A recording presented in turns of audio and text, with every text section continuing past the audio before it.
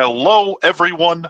My name is Hunter Smith with Metastock. Welcome to our weekly market roundup. Today is our international version, so we're going to be taking a look at some international stocks. A very special guest today. Start off with, though, it is March 5th already. Somehow it's already March 5th. Wanted to cover the disclaimer here real quick. This demonstration is designed to instruct you on using Metastock and accompanying software plugins. It's not a recommendation to buy or sell, but rather guidelines on interpreting and using the specific indicators features within the software. The information, software, and techniques presented today should only be used by investors who are aware of the risk inherent in trading. Metastock shall have no liability for any investment decisions based on the use of our software, any trading strategies or information provided in connection with the company. And we're past the legal stuff. Happy Friday to the vast majority of you, whether it's morning, afternoon, or evening. I hope you guys are safe, doing well. Thank you for joining us. Today, very special guest, Mr. Guy Cohen. We've been working with Guy now for quite a long time. He is the creator of the OVI add-on that we have within Metastock. Super excited to have him here. Guy, it's 9-ish in the evening where you're at. How is everything going? I had a little snooze, I gotta be honest, but I did a 10-minute power nap. It had to be done. A busy couple of weeks for us, but I have to make a protest. I'm protesting right now. This picture of me, you got the picture. I send you a new picture every time. You always revert to this one. It's got to go. I will put this in the file of do not put this picture up again. It's like I hate it. It's like I refuse to acknowledge it's even me. You look great in the picture. Oh, yeah, but it's old. You know, it's like when you go on a dating site and you kind of put a picture that's 20 years old. You know, that's that kind of thing. I did actually do that, by the way. That's the only way I could get married. It's like, hey, got to do what you got to do. I wouldn't swipe left. Yeah, you know, it was a strategy. That's it. Well, apparently it worked out. It worked out. It worked out. You know. No, I did not, Greg. I would never mute you. Yeah, you know, he did. He definitely did. I'm not going to. Is anyone in? Is anyone in right now? Yeah, we have a bunch of people on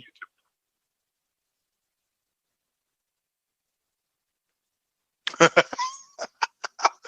We're YouTube only for these sessions, so that's awesome. Have a few people joining us that are always joining us, so thanks to those of you always joining us on these recaps. Guy, I'm going to turn the presenter link over to you. I believe you had a couple of slides to share. Yeah, I want to, because the markets are quite savage at the moment, I actually thought it would be a good idea. Is that good? Can you see my screen? We can, yeah. Mm-hmm. Okay. I thought that today, because, I mean, those of you who have noticed the last couple of days, market's been very whipsawy. I thought that to be fair, there's not that much to be learned from this, apart from the fact that over the last few weeks, in my commentaries, I've been saying, you know what, this market is way overextended. And by the way, I want to say something very, make something very clear. I am not a perma bear. You know, these people who are always bearish in the face of the most bullish circumstances. I'm not one of those people. I'm typically a bull kind of guy, but we have an adage in our in the way that we trade, and it's kind of like this. You know, like after a presentation, a lot of people come up with one of these quotes from some worthy person like Gandhi or whatever. We never do that, but what we do say is this, and this really is at the heart of everything that we do, and it's TWYS, and that means trade what you see. Trade what you see. And what I want to go through in the next few minutes is, what do we see? What is the kind of things that we are looking for, all packaged up neatly, so that you know when you're going into the market what we're looking for. Now, as a sort of preface to that, if you're seeing a whole bunch of mess out there, then that's not something I want to see. I don't want to trade mess. And so this is a market that I'm largely out of. And so I'm really very unaffected by what's going on. What it does do, though, and I'll show you as we go through stocks later, Hunter's going to show you later, is that this kind of backwash is what we need in the market. It's like a thunderstorm that we need to clear out the air. It's been too muggy out there, and we need this. We need the market to reset. And again, it's something that if anyone follows what I've been saying it for quite some time, certainly all this year, and the very, very back in the last year. It's just a question of when was this kind of going to happen? Because it just, when stocks peel away from key levels like the 200 and the 50-day moving average, and they go way, way above, it's just very difficult to trade without being vulnerable to a snap back on you and then whipsawed out trades. And we don't like that kind of thing. So I'm going to teach you all that kind of stuff right now, and then we can go through some stocks. Is that okay with you? And Hunter, is that okay with you as well? Sounds great. Okay, so let's just go through. I'm not going to introduce you. You've already had the disclaimer. That's fine as well. I just want to go into a couple of slides about, if you have a small account, and by the way, this is a relative thing. Most people, even people with 100,000, think they got a small account. So let's, talk about that's a relative thing. Why prices move, big money footprints. This is what we're all about. That's what we talk about when we trade what we see, and then we'll do the market review. So I'm going to whiz through these pretty quickly. They're part of a larger presentation. I've just hoiked them out just to get us moving tonight.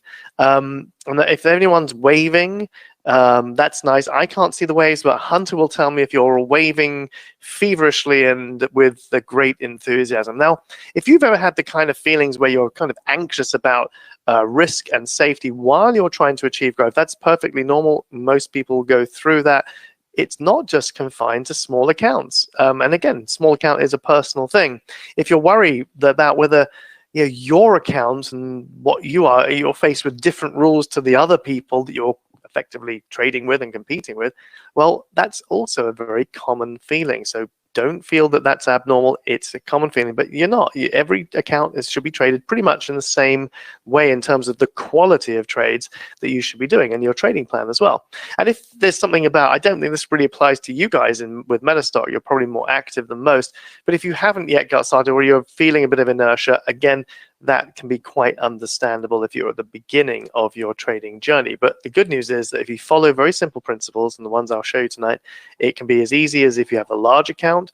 Again, that's a relative thing, and others have done it. And you're not alone in what you're about to learn. There's a well-trodden path, and it leads to really good trading performance where trading becomes a pleasure and is a simple thing to achieve. Now, the kind of thing that we like to look at is typically, and I say typically because it can have other flavors, is where you're looking at a large capitalization stock, and we follow what's called the big money footprints, which I'm going to teach you in just a minute. But I just need to lay a few foundations for you first. And we want inherently low risk trade setups as well.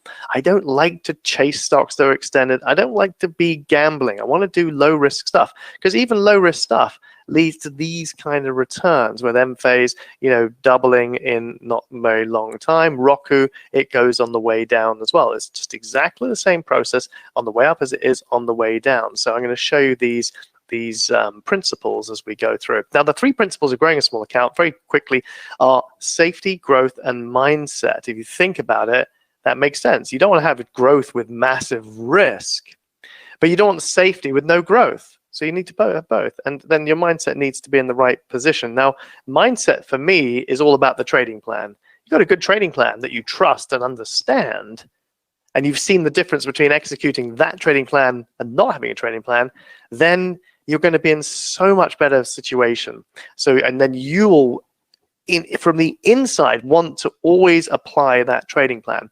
The idea is to keep it simple. A bit later on, we could actually release this, Hunter, as well. There's a little booklet, Growth Secrets for Small Trading Accounts. If anyone's interested afterwards, next few days, I can make that available to Hunter, who can distribute it if you're interested in that kind of thing.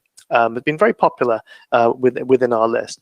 Now, And there is that other ebook as well we have with you guys. So maybe we could just distribute it with that, Hunter. But Hunter will be in charge of that. So let's talk about safety. Very simple principles. Control your risk. Don't bet the farm on any one trade. I know it's tempting, but just don't do it until you're very experienced and you know really, really what you're doing in that sense. Now, a few trades, maximum, a handful, 5 is good enough. 10, absolute max, and even that's quite a lot. Less is more. You know, some of my most successful traders are doing just over a trade a week.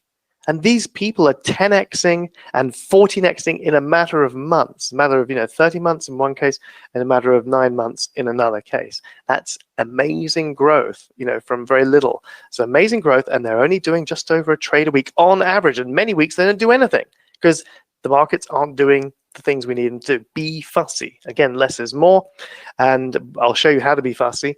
And then set easy to reach profit targets. How many of you have heard, and Hunter will have to tell me how much we're waving here, how many of you have heard said, well, you've got to get the reward risk ratio right, and I won't risk 1 unless I can make 4. Who's heard that kind of thing before? Because if that's what the kind of thing you've heard, you're en route to setting yourself an unrealistic objective. Risking 1 to make 4 sounds great in seminars and workshops and teachings and books. Doesn't work in principle because you're doomed at that point to very rarely hit that target of making 4. So think about it. Make your profit target easy to reach. It's not necessarily the end of the game at that point, but it's a staging process, a stepping stone to potentially more. You can raise your stop or move your stop to ring fence your position early. That's what you should be doing. Now, when it comes to growth, you want to specialize in what I call the big money footprints. We're going to go through those in a few minutes in time, and also focus on a finite watch list. Yes, you can do the searches as well, and Metastock's very good at that, and that's great. And we have the same kind of thing. But you should also have your core stocks. If it's 40, 100, doesn't have to be 500. You don't want to be following the entire 500 or one index. 100 max, and they can sometimes have stocks rotating in and rotating out as well from time to time. But you should have a static watch list that is kind of your list, and you kind of know what those stocks are doing without even looking at them. That's the key. So you're kind of monitoring them, going through them every few days or more frequently, only for a few seconds. You don't need to be doing it for very long, but just so you're in touch with it. Avoid volatile, messy stocks. Avoid volatile, messy markets. Right now, probably a market to avoid, unless you're day trading. And intraday trading, different story. And don't try and outwit the market. Don't try and go bullish when the market's bearish and bearish when the market's bullish. Don't swim with the tide. It's much easier, and then you avoid uncertainty in that way. Bit on gut, a mindset, not too much. I'm not one for dancing around the totem pole and sort of chanting, to try and be, I will be a better trader, I will be a better trader. That's not going to work. What is going to work is having a trading plan, and what is going to work is guidelines. Now, guidelines is often associated with the word rules, and some people hate rules, and discipline, and some people hate the word discipline. No one's going to tell me what to do, kind of thing. Well, let me just give you another slant on that. Guidelines, that's a nicer word. It's a bit softer, isn't it? And they're liberating. If you have guidelines, it lessens the work you have to do, makes it easier. I know I got to follow this guidelines. They're more fun, and it can propel you into an elite group as well. That's a really good fun bit as well. And this is one, actually, this is just one thing we had. I didn't realize this was on the slide, but this is a fellow here who was an awkward kind of trader for a little while. His name is Tobias. And for a while he says, oh, I can't make anything work. I can't make it work. Anyway, we kind of straightened him out a little bit. And this is what he just said. This is in, February the 24th, just a few days ago. And he just said, thank you. He was just chatting because we knew he'd been doing really well recently. And I mentioned him in a webinar. I goes, thank you. My winning's now 24 out of 25. I don't know how long this can go on. It probably would have stopped today, to be honest, if he's been participating in this market. But, that just shows you what can be done from a pretty tough start as well. That's Tobias there. So imagine if you had like someone else, an imaginary guru or whatever, coach, and you had to tell them, look, I'm going to make this trade because of X, Y, Z reasons. You have to justify every trade to someone who's going to say, You're either making a stupid trade or you're making a sensible trade. If you had that kind of accountability, that could make a lot of difference. Think about if you had accountability to someone else. We often find that people who trade father and son, mother and daughter, mother and son, they do pretty well because they hold each other accountable. It does nicely if you have like a trading buddy, if you like. Secure the profits early. Use the market's money at that point. It's not really the market's money. It's yours. You haven't reclaimed it yet. But get to a point of safety early. That's part of my trading plan.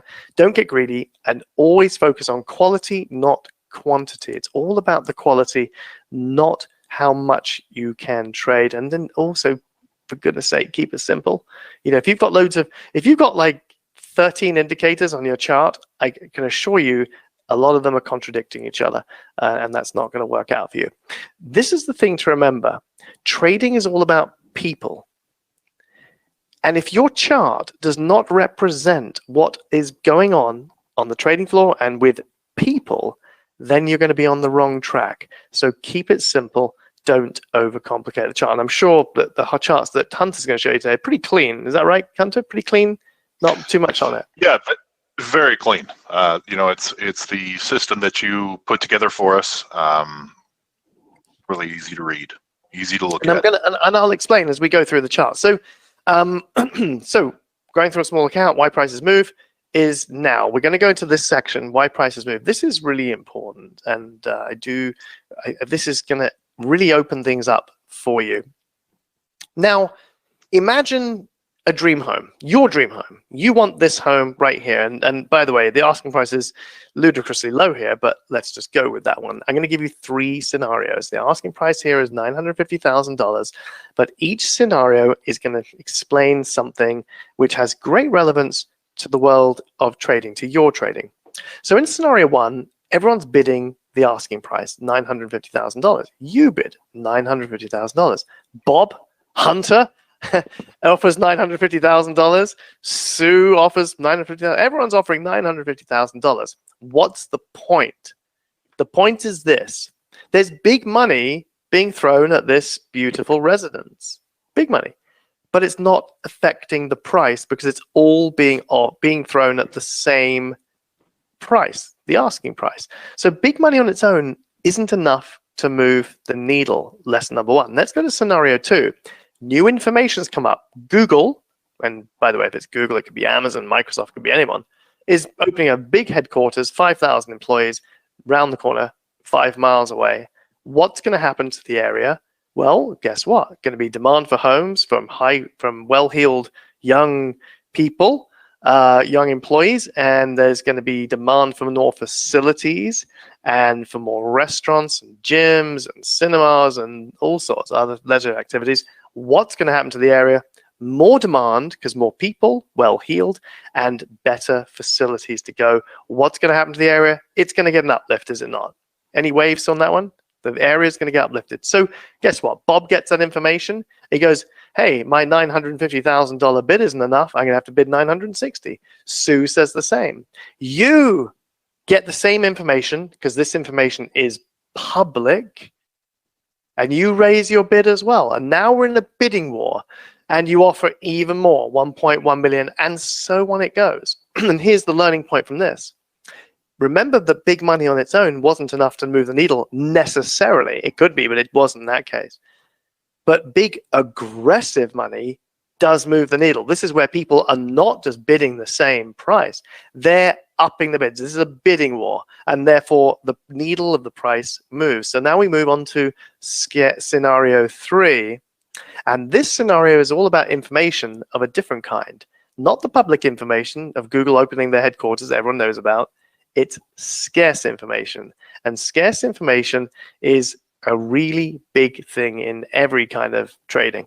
Now, Bob, his previous bid, he first bid 950, now he's bidding 960 based on the information about Google. But he's a pretty clever guy.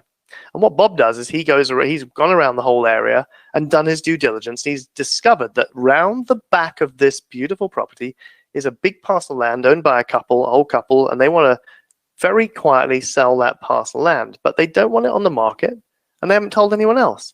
So Bob is now in possession of scarce information.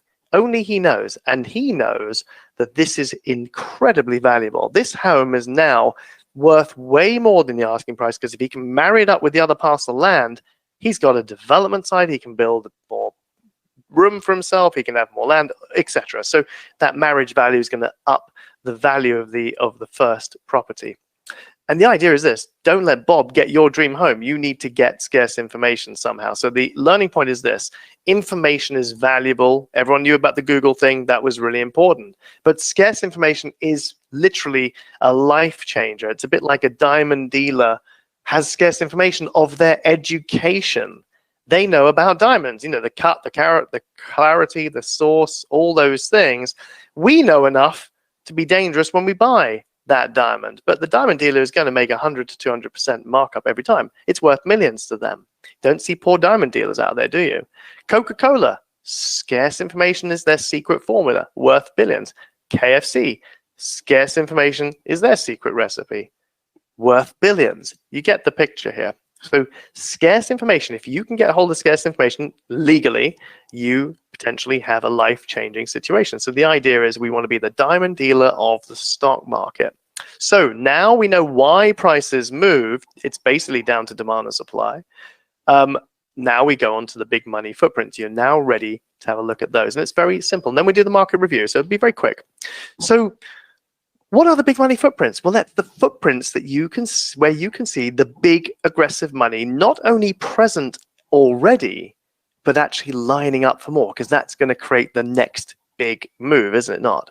Now, 3 of these are already available to exploit immediately, and we'll talk about the 4th as well. And we'll talk about these footprints.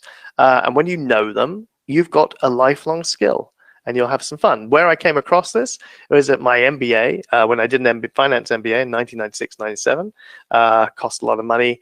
It would cost about 57 grand now for 1 year. And what my 2 professors said from totally different lectures, they said this. I'm just giving you a very quick version of this. They said, look, if you want to make money in the markets, you've got to follow where that big money is. And there's 2 types of big money in the market, all that they talked about. One is the stock investors, like your pension funds, your big institutions. And of course, we know what those are all about.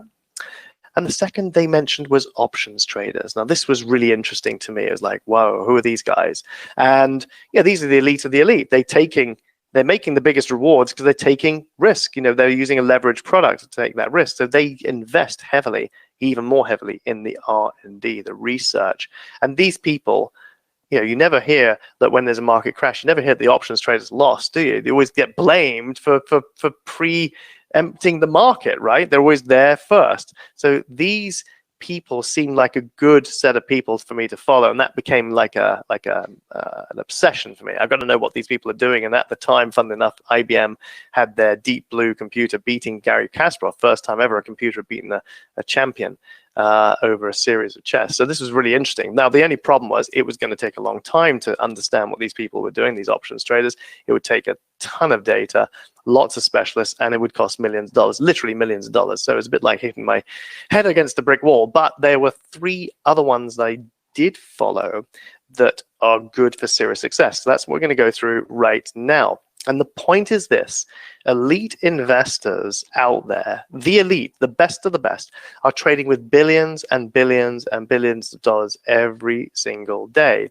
And that activity can leave a trail which is invisible to the untrained eye. So most people don't see what is going on. But if you can, well, then you can bank consistent profits, you can remove guesswork, save time, eliminate overwhelm, you can execute a plan, you can follow guidelines, not the naughty D word, discipline, or the R word, rules, guidelines. And if you follow those guidelines, you'll make your life a lot simpler, you'll enjoy trading a lot more, and you'll be a lot more successful. So what are these big, what are the big money footprints? Here we go. The first big money footprint is obvious. It's big money. It's the presence of volume. We'll talk about that in a minute. That's the big money piece. The second big money footprint is super important, because this is the bit that is where you see the prices move. The bidding wars, remember, we're talking about aggression there. Go through that. And the third one is super, super important, because what this third big money footprint gives us is a window that shows that big money not only might have been present in the past, but it could be lining up again now, because that is going to then cause another big move. If can that just give me a wave if that is understandable? So it's the idea there is what we call key levels, and there's very, very simple stuff. So the thing I'm teaching tonight is super, super simple, and we'll go through lots of stocks with it. Let's go through big money footprint number one. Big money, effectively and simply, it's a volume spike. It'll be a green one on the way up, and it'll be a red one on the way down. So if we look at this chart here with Perkin-Elmer, you see here a footprint, a blue footprint. By the way, wave at Hunter if you see it. Here is a footprint. And do you see the big volume spikes? If you do, that's great. That's big money coming in. And the point is this: when big money floods into a stock, it doesn't affect the float, not in absolute terms, but in practical terms it might well be, because if people are buying the stock in order to hold that for a big move, those shares are no longer really available. But there's no metric that can tell you that. But if they're no longer available, that might have a material effect, because that might be a constraint on supply. Does that make sense? Because if there's a constraint on supply and other things are equal, then prices will drift up. And if there's even more demand, then they're going to drift up quicker. And that's the secret of that. So it's a very, very cool little thing. And that's how a bit of money got made on Perkin-Elmer. The next big money footprint, the second one, is all about the aggression. Remember the bidding war here. Now, the idea about aggression is before you get into a move, I like to see a move up or down, but in this case, up. And then I like to see a sideways move. I like to see a rest, a flag, a consolidation, whatever you want to call it. But I like to see that pause for many reasons. But what it means is when that pause comes, I also like to see volume coming down. So there's no selling pressure for this to go down. I like that. So I like volume to come down. And I like that because it gives me also an area at which to buy and at which to put my stop loss as well. So I can now contain my risk with this setup. It's useful for many reasons. So if we look at tractor supply, we can see that it does make this big move up. That's a big move. I mean, this is a move that you could say went on for quite some time, but it's well over 10% in a few days. And often, by the way, these big moves will happen around earnings. Earnings is a time of big opportunity because of these kind of moves. And then, of course, it does indeed go sideways afterwards. So this big move up and then sideways is very interesting. In fact, here you even see the big move down and then a little bit sideways, but that's not the perfect move. I'll show you another one a bit later. So aggression there is good because it tees up another big move. So a nice easy bit of money there too. The third key level, I'll keep this very simple for now. The third money footprint, by the way, third big money footprint, is this concept of what I call key levels. Now, there's nothing magical about a key level other than this. It's going to potentially affect eyeballs on the stock. And this is the big, by the way, the big move, the aggression thing also is all about eyeballs. I wish I could draw an eyeball on the chart, but it's all about eyeballs. Now, when a stock jumps up, especially at earnings, people are going to look more at it. You know, the institutions go, why didn't we have more of that? Well, big hedge funds, do we have enough of that? We should get more of that. They're going to analyze it. It's going to go on their radar. The same thing happens when a stock crosses and holds a 200-day moving average, a 50-day moving average, etc. Around these levels, there's an awful lot of attention, and that can create differences in demand and supply. And so here, if you have a cross and it stays crossed, that's the key, and tees up, then that is teeing itself up for another move. And so with Livungo here, do we see it, the stock crossing and holding?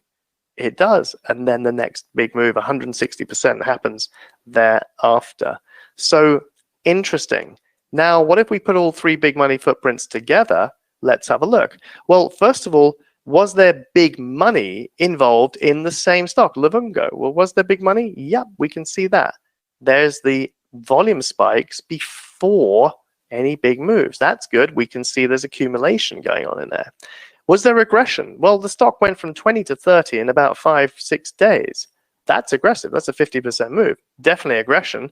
No problem with that. And third, did it breach and hold a key level? Well, it did. Look, it breaches, goes up to 30, stays, goes sideways, and then pops up after that. So 3 big money footprints there. Just give me a wave if you can see those nice and easy. Just give Hunter a wave, and Hunter will tell me if he sees the wave. We're getting waves. You can make trading this simple, guys. And if it's not happening like this, you can do something else. This is the way we do it. And this is what we do. And this is how we get big results as well. So Perkin-Elmer, same thing. 3 big money footprints there. Stock rises cleanly. Tractor Supply, 3 big money footprints are there. Stock rises cleanly. And it can go on the way down as well, as I alluded to. Here's Roku. Look at this. First big money footprint is this big, here it goes, big volume spike, but on the way down, it's a red one. Lots of supply now, okay? Then there's a big move. That's a very big move, down by, 30 or 50% very, very quickly in that particular case. So that's a big move. Lots of eyeballs on this, and it crosses the key level of the 200. More eyeballs on there, and it consolidates afterwards. And then big move down. So it works on the way down too. Big money footprints up and down. And this is like with Kirkland's. Kirkland's was a really interesting one. But I'm gonna also this is like $20-something now. This is like a 10 bagger. But and we found this in June of last year, which is insane at $1.50. So we've got the 3 big money footprints: the volume rush, the price jump, and the key levels. But there is a 4th. Remember, we talked about scarce information. Remember about talking about being the diamond dealer of the stock market. Well, remember, scarce information, Coca-Cola, diamond dealer, KFC, all those things, big money with scarce information. Here's a guy, Roger, one of my clients, or one of my members, Roger. He's over $685,000 in profits after a lot of frustration doing other things, because he uses scarce information. What were my professors talking about before? They were talking about scarce information. The options traders, this little clandestine kind of meeting, it's scarce information. And yes, it did take a long time. You remember I talked about me hitting my head against a brick wall. I did. And it cost a lot of money to do. It cost a lot of time to do. Billions of rows of data. It has to be stored and cleaned and analyzed and all these things. Specialist programmers, servers, expertise, all those things. But I did all that. And what I came out with is this, the indicator called the Options Volatility Indicator. We actually have the plugin with Hunter's team at Metastock, and we're going to show you that tonight. And we're just going to do a review. We're not sort of selling anything per se, but it's also now patented. This is the patent here, and the indicator actually has a patent. So Metastock can only show it on license from us, and we love Metastock, so that's a really cool thing. But it's a very big deal what we're talking about. And what the OVI does, it's the options volatility indicator. It reveals what hidden money is doing, what the options traders are doing in a way that no one else does. And it's proven to improve performance by about 71%. Now, when it's persistently red, then we'd be looking at a bearish setup. And when it's persistently blue, we'd be looking at a bullish setup. And we'd look for the cooperation and the correlation between what's going on in the stock and what's going on in the OVI to give us a setup that can work. So with Overstock here, Overstock is going down.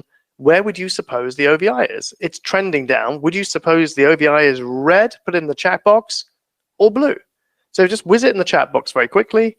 I'll reveal it. It's mainly red. And of course, when Overstock's going up, we'd expect it to be, well, blue, and it is. And that gives us opportunity, and this is what yields so much. And if it talks about 71% improvement with Chloe, it more than doubled her improvement. In fact, she 14x her account in 30 months. And with Kyle, his win rate went from 30% to 80%. Again, big, big stuff here. So now we're not talking about 3 big money footprints, are we? We're talking about 4 big money footprints. Because if you look at Livungo now, you say, yeah, I see the big volume. I see the big move. I see the cross and hold of the key level, but look at this. All this blue OVI at the time as the setup is happening. That's the hidden money. And only we and the folks at Metastock with this ability can see this. No one else in the market can see this, by the way. No one else. Think about that. That is what scarce information. and you have it in your hands. Perkinelmer, same thing. Look at all that blue before the move. Tractor Supply, blue before the move, and Roku on the way down, red before the move. All the big money footprints are present. So we've gone through a little bit about how to grow a small account, not to be paranoid about different rules and all that. There's more I could do, but that's enough for now. Why prices move and the big money footprint. So now we're ready for the market review. Over to you. Hunter. Let me go ahead and I share hope that wasn't too long, by the way, but I really like to tee things up before we go into something, because otherwise, you're kind of not going to get what I'm trying to explain to you in the charts. So I hope that was okay. I hope it wasn't too long. No, I think it's perfect. When we're doing a market review, it's important, I think, for those of you out there in watching on YouTube right now to understand kind of what the dynamic is of the different pieces of the puzzle that we're actually looking for, so that when we're going through these charts, you can kind of see yourself, maybe even before we say it, because since this is a very, very simple add-on, you're able to identify trading opportunities very, very quickly with it. It's easy now that you kind of understand how these charts are put together. So hopefully you guys can see the charts. Looks like you can. So we're going to start off here. We have Spider, S&P, of course. We have Diamonds up. We have IWM, and we have QQQ up. So if you look at the charts for these guys, just looking at the SPY at this moment in time, it's a basket case. That what you see there doesn't look like it. I think when you change the scaling of that, you'll see it's whipped everywhere, and it's just very uncomfortable, really. So it's been whipped again. It came right down, I think it was coming down. It's gone through its 50-day moving average. I don't know whether you can put the 50 and the 200 in there, Hunter. That would be useful.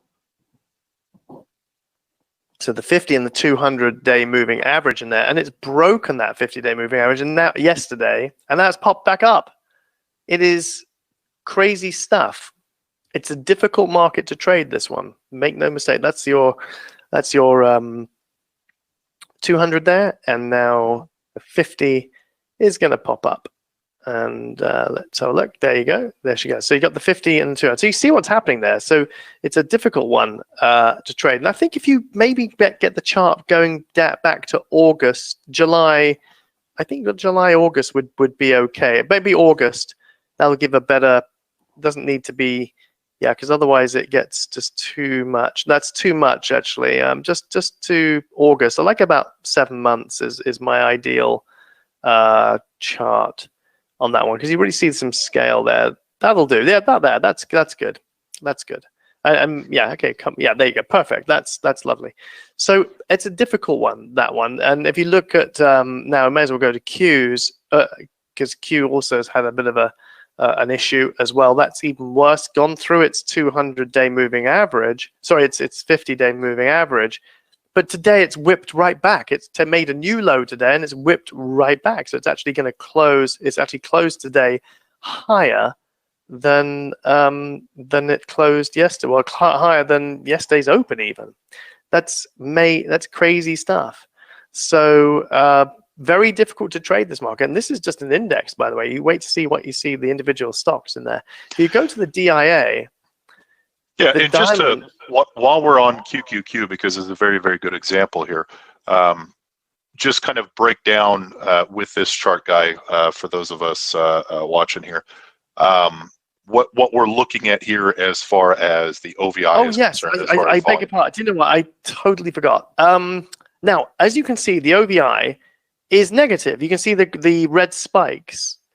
Now, it's negative before that goes through its 50-day key level. And it consolidates at that key level, and it breaks down through that key level. And it looks like it's going to head right way down to its 200. Now, we don't predict that, but that's done something that's pretty cool. It's consolidated a little bit just around and tiny bit below that key level, and then it's taken it through that key level, enough to give you a bit of profit.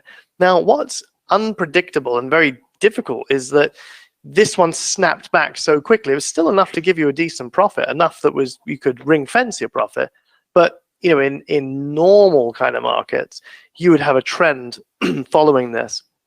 But the OVI has obviously been on track for this and done a good job in that respect. Not always going to do it, you're not always going to get that, but that's what we're looking for, that confluence in behavior. If you go to the diamonds now, you'll see that's been quite robust, much more robust. And actually today it didn't make a new low, and it has made, has exceeded yesterday's high. It's going to close on above yesterday's high. It has closed above yesterday's high. So again, a very difficult market. And if you go to the IWM now, IWM as well, it's not in my list for some reason. I will put that in my list. IWM, if we look at that, I'll just put that in my list on my side as well.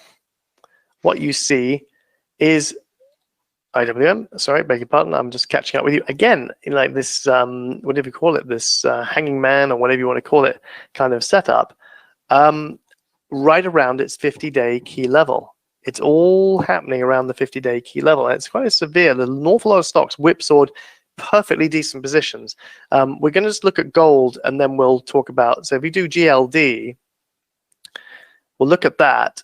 That was a pretty easy one. We've been bearish on gold for some time, and there you go. I see it. There you go. Steady hand. And you'll see here that the OBI has been, well, neutral to negative on gold for quite some time. And again, if you have your 50-day and your 200-day key levels on there, it broke those in January. And then it did what we call a waterfall pattern. And the waterfall pattern is a very powerful bearish pattern. And let me tell you, so it breaks. So the OVI turns negative in near the end of January. As it's breaking through, that's I think they got the 50-day key level there. That's fine. That'll work for this purpose. And what happens is this: in mid-February, it goes down. So it goes down a bit further along to your right, mid-February, to your right, yeah, and then pops up towards I think you might be using a different moving average to what we use on that one. Let me just make sure my moving average, you can sometimes get differences between people's moving averages, but I think simple. Yes, right. Please. Simple for me. There you go. There we go. Now you see it. Do you see how it breaks in middle of February, almost hits the 50 and the 200 as they're crossing, and then comes down with the OVI being neutral to negative? It's more negative than positive at that point, at least. That's called a waterfall pattern. If the stock goes down, breaks key levels, retraces up to the key levels, and then plops down again, typically with a negative OVI. It does it for a second time as well. And that second one there almost hits the 20-day. You don't need to put that up, but almost hits the 20-day. So hitting that key level and then plopping down again. So let's now move on to the next one, and let's go into some stocks. We'll go alphabetically. Sure. Let me actually created a list here so we could cruise through them relatively quickly. Starting with HCH. HCH. No, and that's your dyslexia there. ACH. That's lack of coffee. That's no sleep. There's a lot of things going on here. Can I tell you? I'm on this program right now, and I haven't had a glass of wine or anything. So, well, I haven't had it for a few weeks, but I haven't actually had it since the 1st of January. I haven't had coffee for now 4 weeks, I don't think. I haven't had any processed sugar for about 4 weeks. Not even fruit. Yeah, man, it's really good, but I've got another 4 weeks to go, but the weight is dripping off. It's great. Just wow, that's good on but you. But you're going to find this out when you have kids around. There's all kind of kiddie food around, and dads mop up kiddie food, right? Sure. Not for me. I'm not allowed to do that right now. Not allowed to do it. And so it's, but I'm finding it easy. It's really good. But anyway, but no coffee for me. I would have really helped tonight. Yeah. Anyway, but the next time I have a coffee is going to be like, wow. It's going to be like, I'll be on. Oh yeah, it's gonna work really well. Well, it's going to work in two ways, because you know what caffeine does. But we won't need to go into that to your very good people here. Right.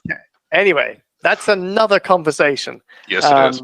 I need to get to know you guys better for me to go into. By the way, when we talk about that in my group, we talk about all kinds of things, and I think, did I go too far? And my crew go, yeah, my members go, no, we love your stupid jokes. So they keep on coming.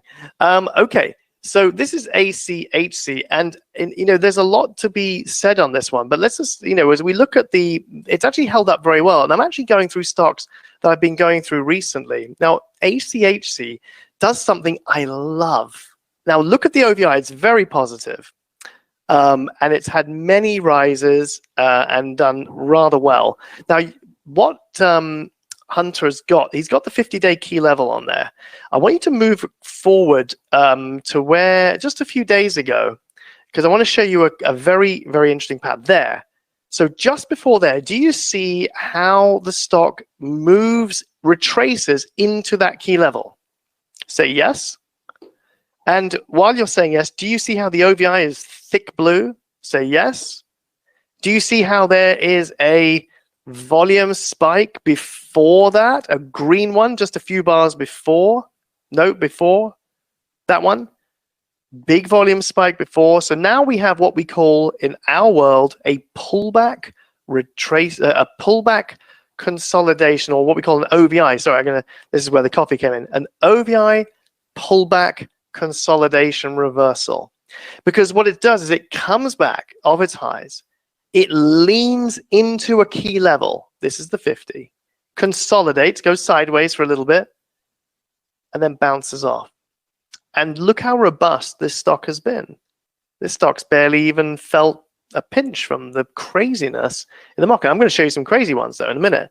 Let's move to, so I wanted to show you that, and that looks strong for more. The other thing you see, before we go on, is what you call a volume consolidation. So the last few bars, apart from this one today, have been going down as the stock has consolidated as well. Now, what that means is this. Think about it. Remember, I told you to simplify things. Look at everything from the point of view of market mechanics, demand and supply. The market has been selling off and being crazy the last few days. This stock, there's no sellers. The volume tailed off, and there was no one to sell, and the price held up. This stock should, by rights, when the market gets sensible again, should rise, because there's no selling action. Look at the arm wrestle between buyers and sellers. The buyers are in control of ACHC. Does that make sense? Give me a wave on that one. Think about a chart, not as a chart, but as the tug of war between buyers and sellers. That's the secret. And if you can do that, then you will be a much better trader. And if you only act on that, you will be a much better trader. I want to show you something else. If you go back to December on this same chart, so just yeah, there you go. That retracement there, as you can see, it's doing that same. It's pulling back and then consolidating. That line it's consolidating on is the 20-day key level. Now, it's not as important as the 50 or even the 200, but when the market gets extended, it becomes more important. But you see it's doing exactly the same thing. And the OVI, to a large degree, it had a few negative things, but to a large degree, it was still mainly positive. And still, we only trade the breakout in any case. So if it didn't break out, you wouldn't lose money. But it did break out, at 45, and it went up. So think about that as we go forward to our other stocks. So now we go to AMD, Advanced Micro. And boy, that had a bit of a shake-up today. Look at that craziness, complete craziness in that stock today. And what that has done, that has breached today its 200-day key level. It actually breached it yesterday, breached it further, and then pulled back up. So if you the chart, just we need to go roughly to August on the chart, otherwise we don't really see it. But I can just tell you that that was the 200-day key level there. And that makes life very difficult. And it's good because it's now on a key level, but I like it to go through, stay there for a few days, then pop back up, and then consolidate, and then we might have a setup again. So right now, this is a very difficult trade, a very difficult chart to trade. It's great that it's pulled back. Advanced Micro is a fine company. There'll be more opportunities, but there's nothing there for me today, unless you want to just play a doji bar. OVI is negative and positive, is a bit all over the place right now because the last few days. There's no trade here. It's a great company, but there's just no trade, not in my world anyway. Let's move on to Amazon. Amazon, and I like to simplify things. Amazon, again, a crazy day. You'll see it in a second. Is that the Amazon? Yeah, there you go. Yes, now, yeah. Again, if you again pull the chart to August, you'll see a little bit more how crazy this is. If you go to August on the chart, as in if you squeeze the chart to only show up to August, down, no. As in show less time.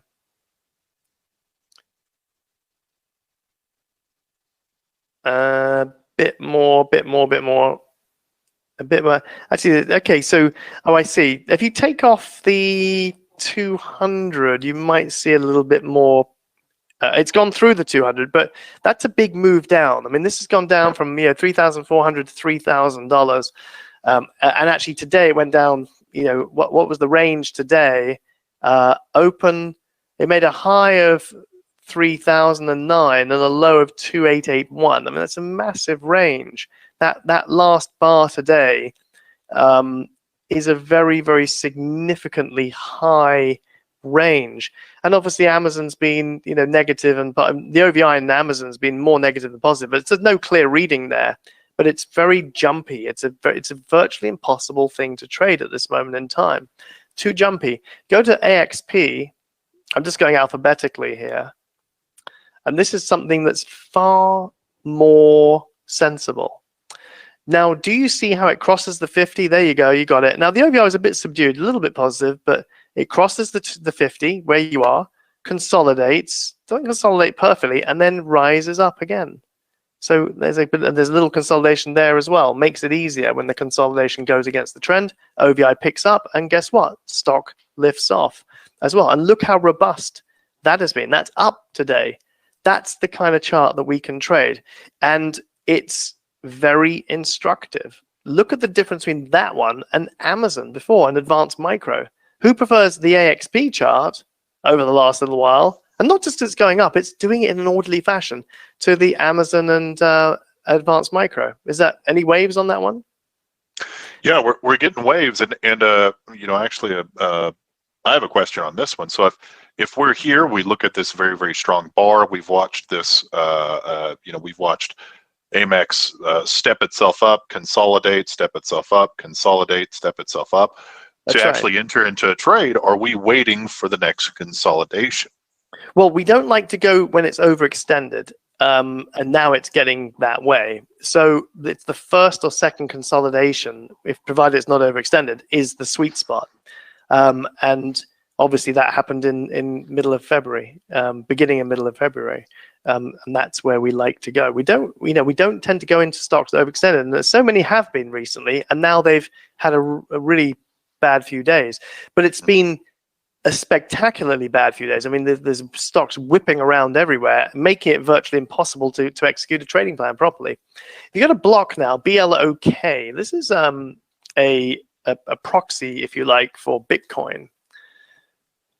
And that too today, I mean, don't chase. It's so tempting when something runs away to go, I got to get in. But this one, I said to everyone, look, it'd be nice if it hits at 500. If it hits its 50, that would be quite good. And today, it hit its 50-day moving average. It hit its 50-day key level. I think you've got there the 20 that you can see there. But today, block hit it, BLOK hit its 50-day key level, but unlike the rest of the market, didn't stay there for very long, which was a bit sad. You really want it to cling on to it for a little bit or lean into it for more than a day. So, I mean, I hate to say it, but I hope this market does drift down again a little bit, just so we can have a bit more. Now, the OVI on blockchain is very positive because there's so many people wanting a piece of it. So there's that to consider. But again, even with something like Bitcoin, you still want to trade it in a sensible fashion. Now, Caterpillar's next. Let's look at Caterpillar. This is an interesting one. Much more sensible. And a little bit of a nice day today. So with Caterpillar, look at it again. It leans into the 50 in the beginning of February and then consolidates a couple of times. OVI is blue and up she goes. Nice, easy trades from 200 to 220, 10% in a few days. Consolidations. That's the setup, guys. And you've had, if you go back to, there has been some volume spikes at the beginning of January. So in the last 30 days, there have been volume spikes. So you've got your big money footprints there. OVI, big money, big volume, hitting a key level, bouncing off a key level in this case. So you see, that's what we look for. And this is what we have been looking at. Now, this one's a little interesting one. I do a newsletter, and I had CCL. This is Carnival, and we're hurting today. We're hurting out of this one. This is really annoying. It looked fantastic. And today has just been the bummer of all bummers. That was a weird bar today. That's just crazy bar. And then obviously it's come right back up, but stops have been blown. This is the kind of market where perfectly well-placed stops. This is, I think ours was 24, I think ours was about 24.90 or even less than that. And they've been blown out of the water, which is really, really harsh on what is a good trade. But otherwise, there was some good stuff going on there. Now, the great place to get into Carnival, to be fair, is I want to tell you in the middle of February. Do you see how it breaks? There you go. It breaks the 50 and it leans into it. Only spends one day below, but it consolidates and then starts to rise above. That's a fantastic setup. The other part of that was, I'll show you another one in a minute, but that was also a really good setup right there. The one later on was also a great setup, went up, almost hit our profit target, and then came slamming that down just for a couple of days. So annoying that can happen in a market like this. The next one is CGNX. This one, I don't read why I put this one, but I had this one as a straddle potential because one of the only stocks out there recently where the options have not been overpriced. And it's post-earnings as well, which is normally I do pre-earnings on a straddle, but obviously that hasn't been happening. But actually, you could have picked up a May straddle for about 12.5, 13 bucks, which isn't too bad on an $80 stock. And I suspect there's a lot more to come. Now, at some point today, that was roaring in profit when it hit its low, but now that would have steadied a little bit. But anyway, that was just a straddle one. Put CME, let's go CME now. Here we go. Very nice. CME looks robust, doesn't it, up until today, and it breaks out of that consolidation. So again, you've got a persistent positive OVI. You've had volume spikes, green ones. You've had a key level breached and held recently. There's also something else I want to teach you as well. If you go to the high in January, and if you then go to its retracement low at the end of January, see that's a big retracement. Now go to the high, the next high, which is just a few days later, and then the next low, which is just a few days later. That's a smaller retracement on the way up. Now, this is what we call shrinking retracements. Selling power here is dwindling. And it's setting up a buy. You're seeing the arm wrestle between buyers and sellers. Buyers are winning. OVI is neutral to just a little bit positive in this situation, but it's also bouncing off the key levels. So this is setting up an interesting bullish kind of setup. And right now, You've had those shrinking retracements, and now you've had a consolidation, and now you've had a rise today. In the face of a very tough market, today you had a rise from that consolidation as well. So not a big surprise in that sense. The next one is COP, because we had a bull flag just now there. COP is an oil stock. The oil and gas energy stocks have been on a tear, and COP is no exception. But where's our entry? Now, this one didn't have the big volume spike. Sometimes you can't get them all. But do you see how the stock bounces off the 200, rises up from the 50, consolidates? You've got it there. Consolidates twice, actually. No, a bit further on. There, and again, there. 2 consolidations, and up she goes. Simple stuff. OVI is there.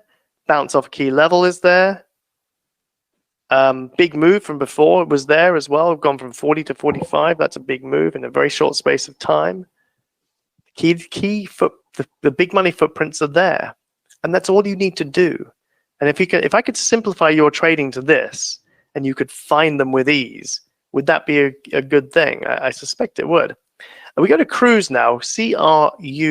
I want to show you a little bit of a waterfall here. This is a conundrum for me. And it's an interesting one, but it's a conundrum.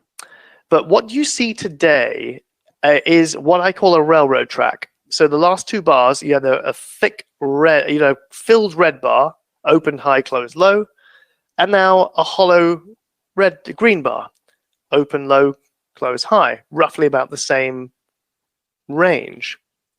Now, what's happened to this one is really interesting. The OVI never turned negative. So this is a bullish setup. If this breaks up through Thursday's high, there could be a trade in here. And because something going on in the options world is suggesting that this big retracement, isn't all that it seems, unless those option traders are hedging or they're wrong. So this is interesting. It's hit a key level. It's bounced off it with a railroad track kind of. It's not perfect railroad track, but it's very close. That looks like a bounce back on Monday. That's what we would look for, bouncing off that key level. OVI still, and I suspect after today, the OVI will show positive as well. Next, go to Chevron, CVX. I hope this is helpful to people. I hope this is enjoyable. We're getting waves and thumbs. Keep them coming. YouTube people. Because keep the waves and thumbs up going. It's a very simple thing. Now, CVX, again, look at the big money footprints. If you look at early February, the consolidation right above that key level, it goes through the key level, a few days time, and consolidates. 3-bar consolidation. There you go. You're on that 1, 2, 3. Yeah, that's it. And then up she rises. Then makes another consolidation just to make it easy for you. And she's still going up today. So it's there. You didn't get quite the volume spike that we'd like, but it was good enough. Big money. A lot of volume the last couple of days as well. You've got that too. And you had some good ones on the 16th and 17th. Whether they were enough to, yeah, actually they would have actually. Yes, sorry, those would have counted. Beg your pardon. Those would have counted. So you got those ones too. So again, you see big money footprints there. All we're doing is following big money. Now let's go to Datadog, DDOG. Now I love dogs, so I don't like a dog being used in a derogatory fashion. But this one is a very interesting one. Again, OVI didn't move enough. It was a bit unsteady, but didn't move enough. Very difficult to know what to do with this one. So we had to leave it alone. We can't. It's been a great bear, trade, if you like, but we couldn't get it. There weren't big enough money footprints there. You're not going to get them all the time. And I include this stock because we just can't get a goal. We only trade what we see. And if we don't see it, we leave that for someone else. It's okay. You can't get them all. You shouldn't try and get them all, even if that ended up being a really nice bearish move through a key level. Now, what would have made the difference is if the OVI had been persistently negative by that point, but it just wasn't for whatever reason. So it wasn't. And so it's not a big deal. There's loads of other ones that are great. Next one is DIG. Now, this is the ETF for, it's actually an ultra oil and gas ETF. And again, you're gonna go, wow, why didn't I see that? Because you see it. Plain, Hunter, I know you can see it as well. There's leaning into the key level, number one. So that's a trade in itself if it bounces off that little leaning in there. But you've got a flag right after it. Go a bit further. A bit further. There you go. A bit more. 2 or 3 bars. That's the beginning of your flag. There's one, and there's a one afterwards. Persistent positive OVI. We have had some good big green bars before. The big money footprints are there. And the key is this: as it consolidates that first time, the first consolidation, look what's happened to the OVI. Those options, that options sentiment is revving up. Big money footprints, all there. Next one, DISCA, which is Discovery. Looks robust. So my aim here is to show you how you can simplify your trading and trade what you see. So with Discovery, it's been just a very sensible kind of thing. It's been hugging its 20-day moving average, but I just want to say that we've been looking at that one for quite some time, and it keeps on doing good things. So that's just that one. I'm not going to show you too much there. Next one is Fifth Third, FITB. And you guessed it, you're going to see some big money footprints here. And you're pretty much on there already. Just go a few bars left. That's the kissing of the 50-day moving average. Over and then go forward. Bit more. Bit more. Into the consolidation, into the bull flag, where the OVI picks up. And now you know you can trade the breakout from that bull flag. And that's now looking pretty tasty. That trade. That's Fitbit. Fitbit, that's Fifth Third. The next one is GE, General Electric. Now, I really, really, really want to tell you about this one because you may kick yourself on this one. Let's go back to October. It's there. And it crosses and holds the 50 and consolidates. And then look what happens to the OVI. Nice, big, thick blue. On the first consolidation, go back a bit. Just go back to the first consolidation after that. Yeah, there you go. Perfect. And it's had big money footprint volume in mid-September. It crosses and holds. Now, we know the 200 is going to be an issue. And it is. It bounces around that 200. Doesn't go back into drawdown, just bounces around. OVI stays thick blue. Then there's another volume spike at earnings. So the big volume spike you see at the end of October is earnings. And then it pops above earnings, pops above the 200, consolidates for a couple of bars, and pops up again. And then consolidates again, and then pops up again out of the consolidation, and so on, and so on. And even does it again into February. Look at February. Leans into the 50, persistent positive OVI, big volume spike, consolidation, and up she goes some more. So again, and these are, I'm not being wise after the event, we were on to these all the way back from October. So don't try and be too clever. Next one is GT. Is anyone thinking, hey, I might want to trade these big money footprint things? Because it will simplify your life and make trading a lot more exciting and interesting. Because you're not looking at a chart now, you're looking at the war between buyers and sellers. And we're seeing it. So if we look at GT, I don't even need to tell you this one. You've already seen it. You can see it right as clear as day. Leans into the 50. That's a trade potentially there. But the easier one is after earnings, which is a few bars later. You don't see earnings on here, but earnings is in early February or mid-February here. And up she goes and consolidates. And before then, even that little mound of green bars, just where Hunter's line is, that little mound before that are relatively speaking big money footprints because they're bigger than what went before by quite some time. It's just that they're overshadowed by the big one that follows them afterwards. It's just distorting the volume. But that's your breakout. And it did it again, just for the fun of it. It did it again. So again, there she goes. GT. So by now, I think that what's going to be happening is you're going to be seeing them before I even tell you about them. ICLN.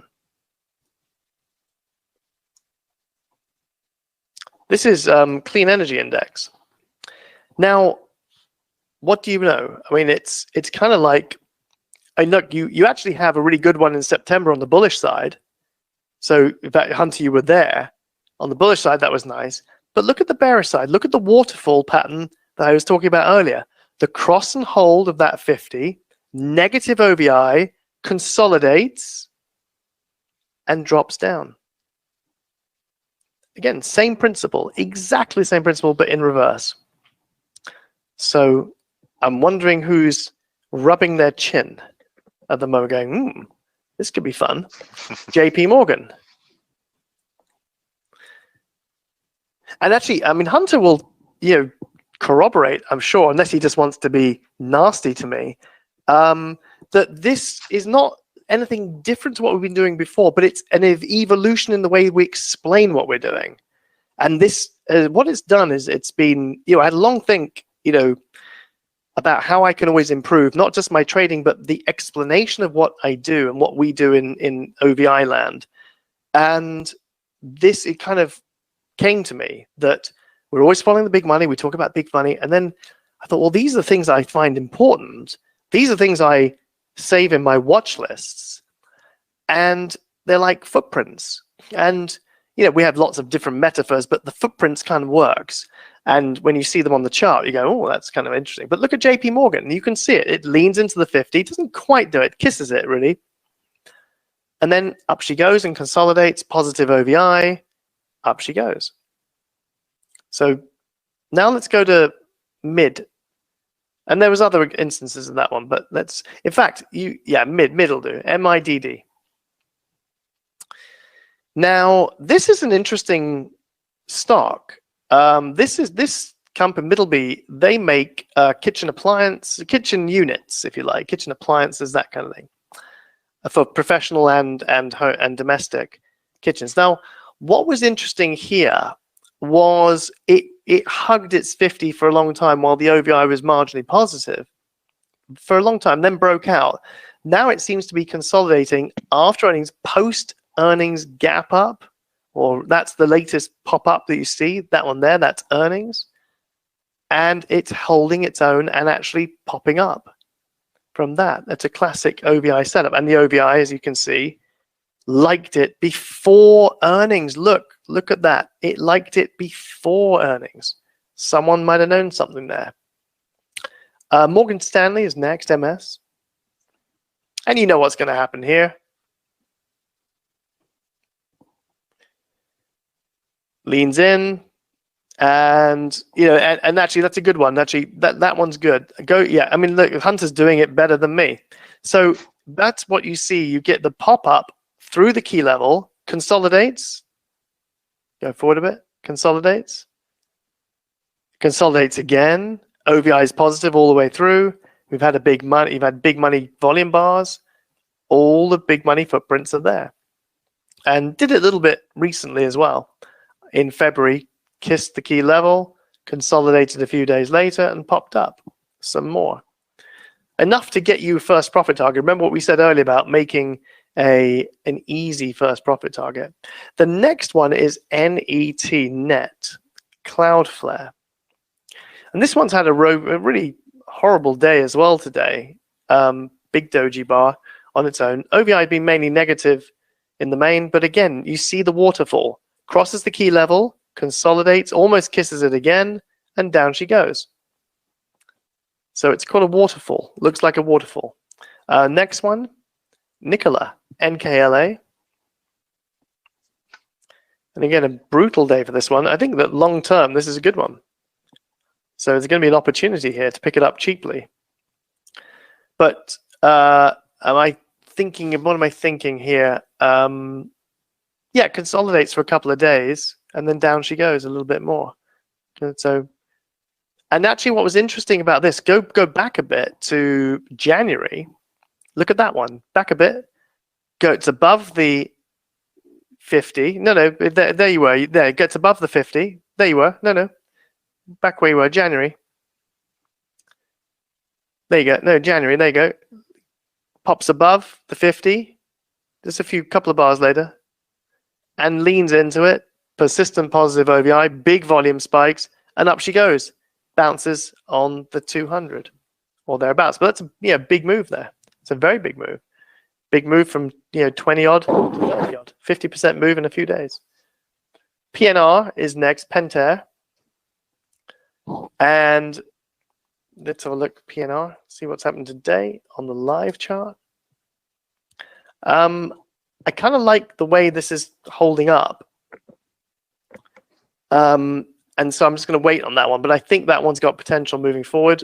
Not much I want to say on that one. But, again, I'll leave that one for now. It's too complex to go into. But I think that if it can set up nicely, there's some potential there. PRLB is next.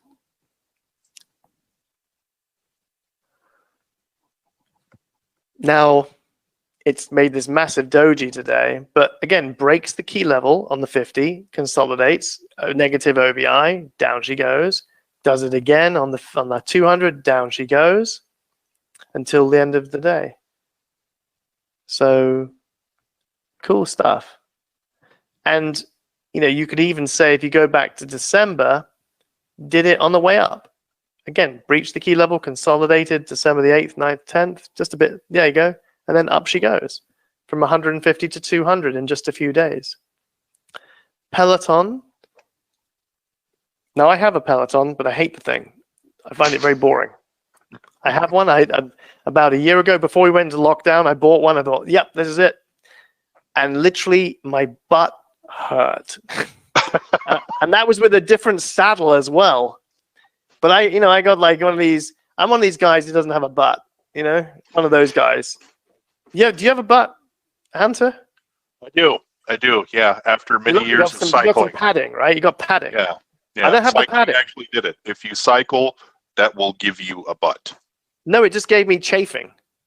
It gives you a butt. You only got through the first process. You go through the chafing. Oh, okay. The sore, and then you get the butt later on. It's a multi-step process. Yeah. Okay. Well, I have to work on that thing. I have this other machine now. It's amazing. I fly through the air. It's incredible. I won't go into that. It's called Icaros. It's amazing. Does your whole core, and you can play games while you're doing. But your body's moving the iPad, or you have virtual reality. But I get really sick on VR, so I can't do it. But I'll have to Google that. It's amazing. You're playing games, but your body's doing the work, and the time flies. With the Peloton, it's like the whole reverse thing. It's like time crawls very slowly, but on my Icaros, time flies. It's amazing. And I'm getting a whole body workout too. Right, Peloton. But by the way, I didn't like the machine, but boy, what a great company. We had the cross and hold, we had the little consolidation. The OVI did turn negative, and, it went down a little bit. But then it popped back up. But it literally did what it should do. But, a little bit more would have been even better. But, out on that 200-day moving average now, that's potentially maybe attractive. That's what we like to see stocks converging around there. I like to see them slam right through and then recover and build back up and do that. We don't know. We don't know where this move is going to go. We don't know whether there's more to come or whether this is the end of what she wrote. The next one I want to do is Riot. Now, Riot is a bit of a riot right now. This is another proxy for Bitcoin. And this is really interesting. It looks like as a longer term Bitcoin thing, it looks like it has some value. So today it almost hits its 50. And very difficult to catch these stocks, but this is the kind of area where I'd be more interested in it. If I was going to go into more into Bitcoin, this is the kind of retracement you want to see so that you can actually get back in there if that's what you want to do. A lot of people don't want to do it, which is understandable as well. RXN is Rexnord Corporation. And again, now this one is a little bit annoying for me because it does exactly what it should do apart from the OVI. The OVI's gone to sleep, but I love this setup. If you go forward to the beginning of February, just go forward a little bit there and into a little bit more, crosses the key level in a couple of days, crosses that key level. Let's do a little bit more, Hunter. Oh, have you is my screen frozen? 1 second. No, I'm. Let's see, where am I at? I'm at the beginning of February. Yeah, so go a couple of bars into that consolidation now. Okay. Okay, now that's the consolidation right above its key level, and then it pops at earnings as it happens. The only problem was the OVI wasn't there with it, but if the OVI was there, that was a perfect setup. So that was missing. Can't always get what you want, but that's beautiful, apart from no OVI. It's a real shame. But look how it leans in to that key level before popping out.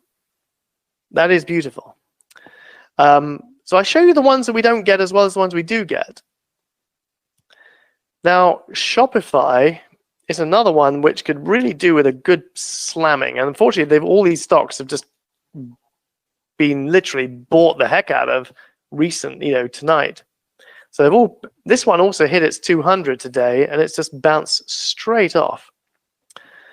But Shopify's had a wobbly OVI for a little while. I don't want to say too much more about this one, simply because it's this is the kind of movement that's nerve-wracking. I mean, look at the range of that bar, today's bar. Look at the range of it, like enormous, almost 10%. Go to Smart Sheets now, SMAR.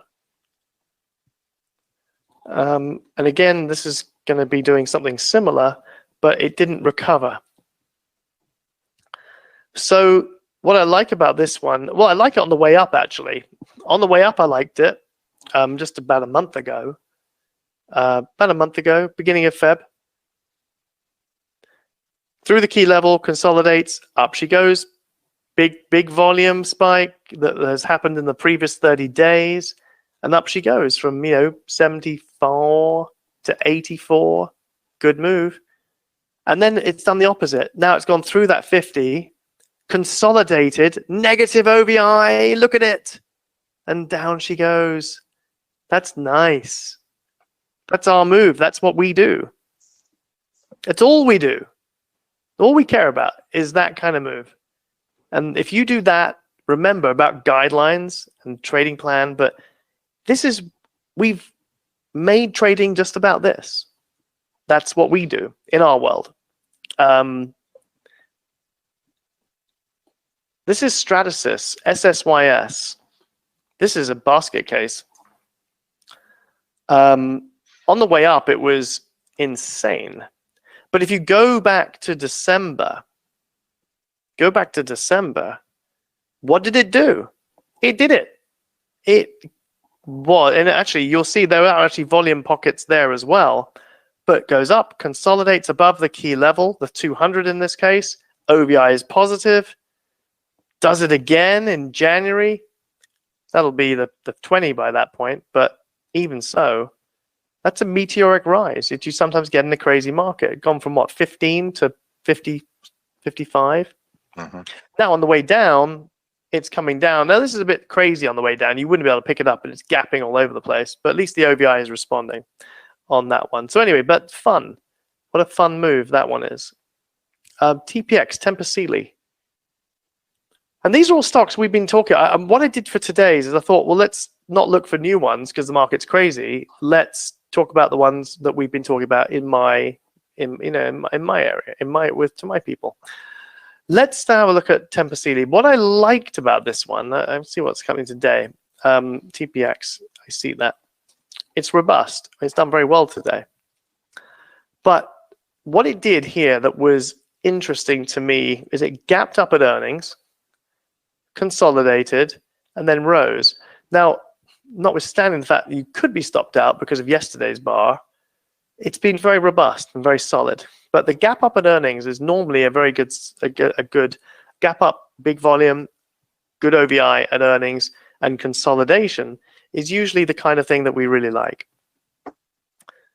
But obviously that bar yesterday could have whipped us around.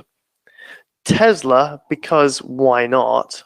Let's have a look at Tesla, just for sort of, this is, look, it's got a basket case of a boss and it's a basket case of a stock, but obviously there's money to be made, but you've got to have some pretty strong, you've got to have a strong constitution for this one. It's done something of a waterfall, hasn't it? Crossed the key level, consolidated somewhat. And the problem, I think, with it's actually interesting seeing your data, Hunter. I see 3 different data sources. You've got some quite long tails in there. You might be including some out of hours data there, but it's difficult to get consistency with Tesla, even on the price charts between different providers.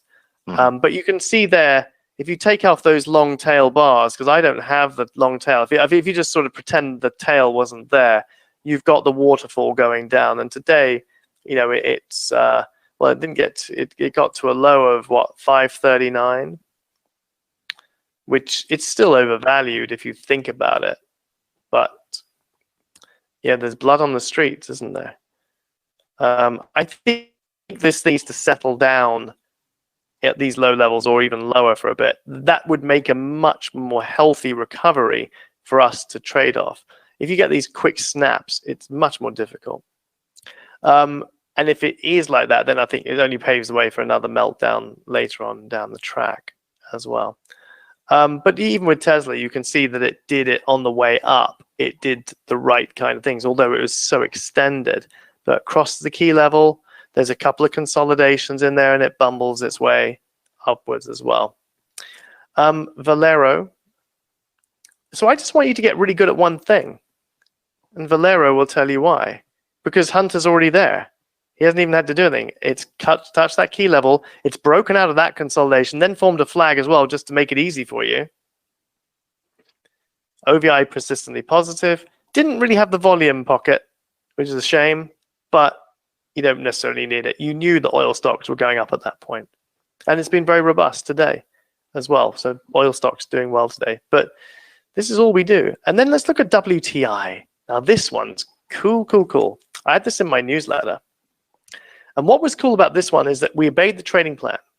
Now these options are now, if I think about the options on this one, I'm going to tell you this particular one, but look at what the options are on this one. Just for the sheer fun of it, they're now at about 250. So here's the thing. Let's go back in time and enjoy this one. You can see the OVI is persistently positive, and you can see that it keeps on kissing its key levels as well. And there's big green volume spikes periodically around this stock. Now, what happened with this one is on January the 27th and 28th, it broke out. Okay, it broke out late January of its little area. So a bit for a couple more bars across, it actually broke out at that point. Just pipped its previous highs in January. And our stop loss was at, I think, I want to say 210. So the stock then comes down, again, tickles its 200, but doesn't hit our stop, then bounces up again, then comes back down, hits its 50 again. You've gone a bit far now. Then rises to 3, forms a consolidation. We're still in this. Forms another consolidation, still in this. Now we're in really good shape, aren't we? We're enjoying this. And then goes crazy. And we picked up those options. We picked up the $2 strike options for a breakout above 250. Our initial profit target was 275, at which point we raise our stops. Well, those options today are worth 250. So we bought them for 70 cents. Those calls, April now, deep in the money. There's no time value in those premium now, so you're pretty much safe. they're now 250. So that's what, 3.5x from those ones. And that's all about obeying the trading plan. We didn't get stopped out. But we had to kind of hang in there for a little bit. And the stop was based on the stock price, even though we're trading the options on that one. And look what it's done. Big money footprints eventually on this one came together, and luckily for us, our trading plan allows us to stay in on that until we get a very steep retracement. But now, well, yeah, that's just pretty cool, having a 3.5x. And the last one, another oil and gas, is Exxon. And let's have a look. You can go back to December on this one, and if you're in December, in fact, you can even go back further, but December's fine. It retraces just a few bars later on, retraces into its 200, a bit further on, Hunter, but there you go. That's it. That's the long consolidation into the 200, and then bounces off. OVI is positive throughout that whole thing. Bounces off, then retraces back into its 50 or very close, and then makes a flag. Your battery's running low. It is. Do you not have electricity over there to plug it into? I do. It's in the other room, however, because switch to the office, and then. do you in America? Do they have electricity in one room? My hamster died. That generates all the electricity here. So. No, it's you on the Peloton. It's your big butt on the Peloton generating the electricity.